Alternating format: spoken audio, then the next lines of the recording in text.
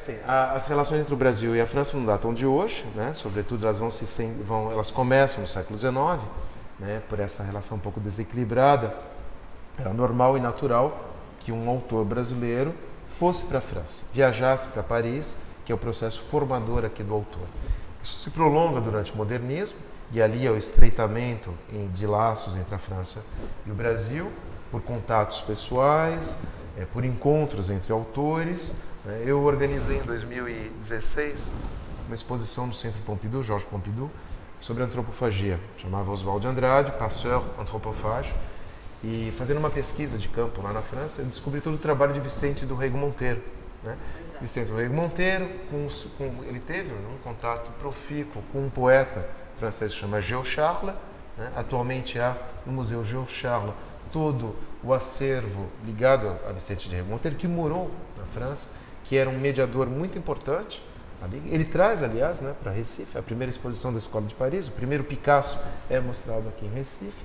Mas esses laços, né, sobretudo na literatura, eles não são tão importantes, eles permanecem restritos a uma elite, que está descobrindo a América Latina, né, o primitivismo, e que também acaba se apaixonando pelo Brasil.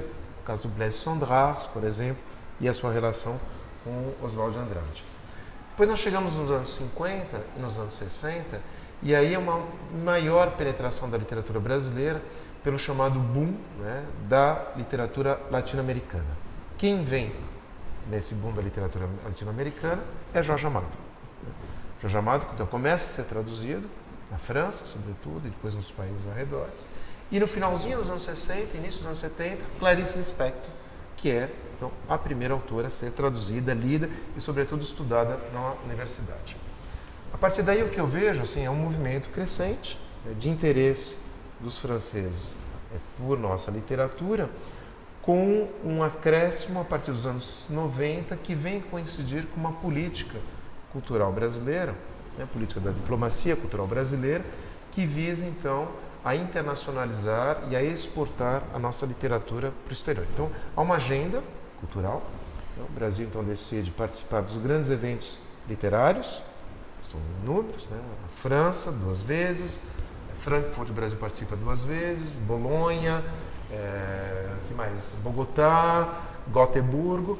Isso faz com que o número de traduções aumente no ano em que o Brasil é convidado. Então, só para ter um exemplo, em 2015, no momento em que o Brasil é convidado pela segunda vez no Salão do Livro, há praticamente 60 novas publicações de autores brasileiros.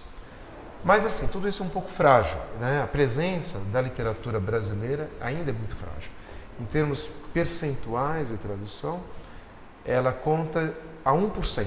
A literatura lusófona representa 1% daquilo que é traduzido na França.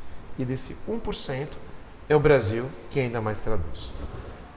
Isso faz com que alguns autores já tenham conquistado um certo público, né? Eu penso, por exemplo, em Bernardo Carvalho. Bernardo Carvalho já tem praticamente todas as suas obras traduzidas.